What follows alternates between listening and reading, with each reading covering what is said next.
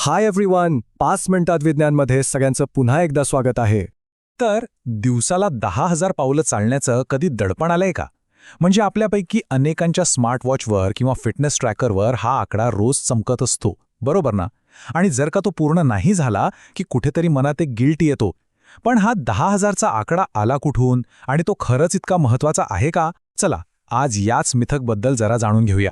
आता बघा, आपण तर इथे 10,000 पावलांवर अडकलोय. पण काही लोक चालण्याला एका वेगळ्याच म्हणजे अगदी नेक्स्ट लेवलवर नेतात. एका व्यक्तीची गोष्ट सांगतो, जीन बिलिव्हो. ही गोष्ट ऐकण्यासारखी आहे.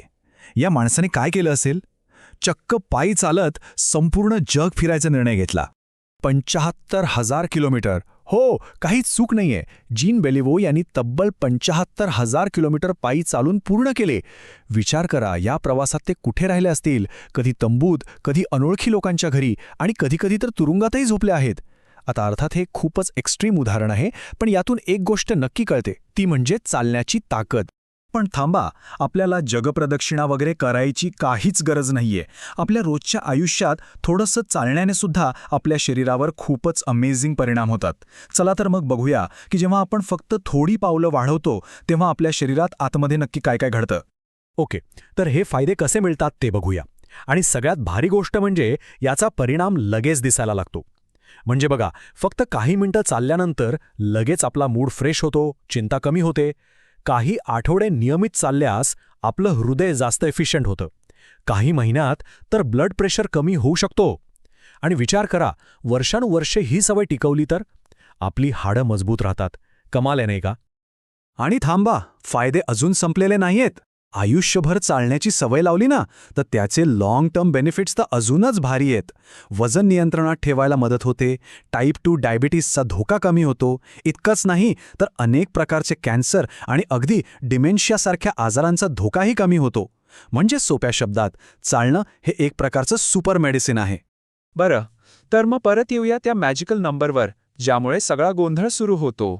10,000. हो, हाच तो आकडा जो आपल्या फिटनेस ट्रॅकर्सवर सतत चमकत असतो आणि आपल्याला कुठेतरी प्रेशरमध्ये टाकतो. खरं तर या आकड्याच्या दडपणामुळे अनेक जण सुरुवात करण्याआधीच हार मानतात. पण तुम्हाला एक गंमत सांगू का? खरं रहस्य हे आहे की प्रत्येक पाऊल मोजलं जातं, म्हणजे प्रत्येक स्टेप महत्त्वाची आहे.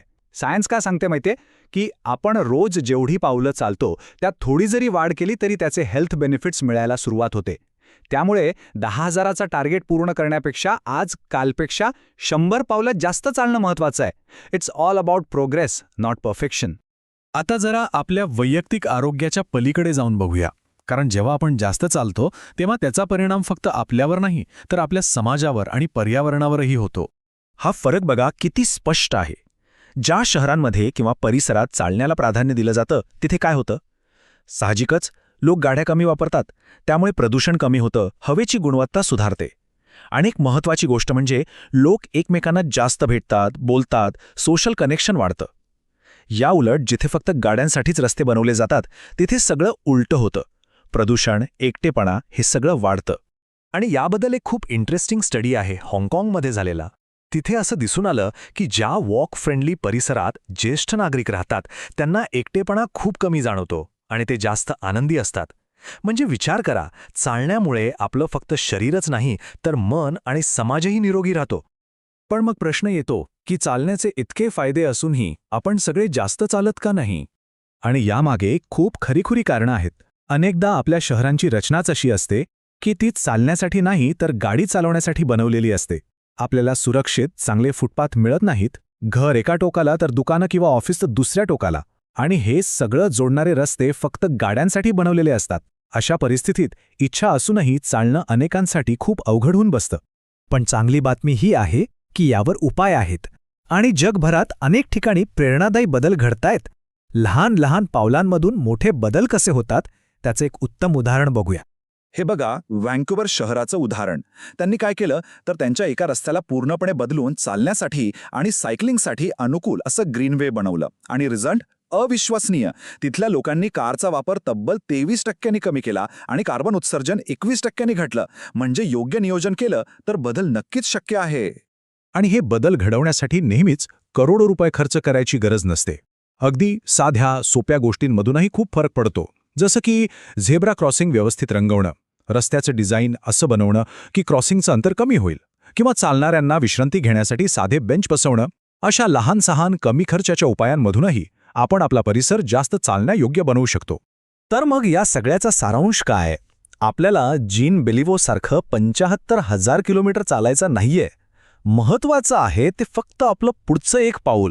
मग ते ऑफिसला जाताना एक स्टॉप आधी उतरणं असेल किंवा जेवणानंतर एक छोटीशी चक्कर मारणं असेल, प्रत्येक पाऊल महत्वाचं आहे. तर आपलं पुढचं पाऊल काय असणार आहे?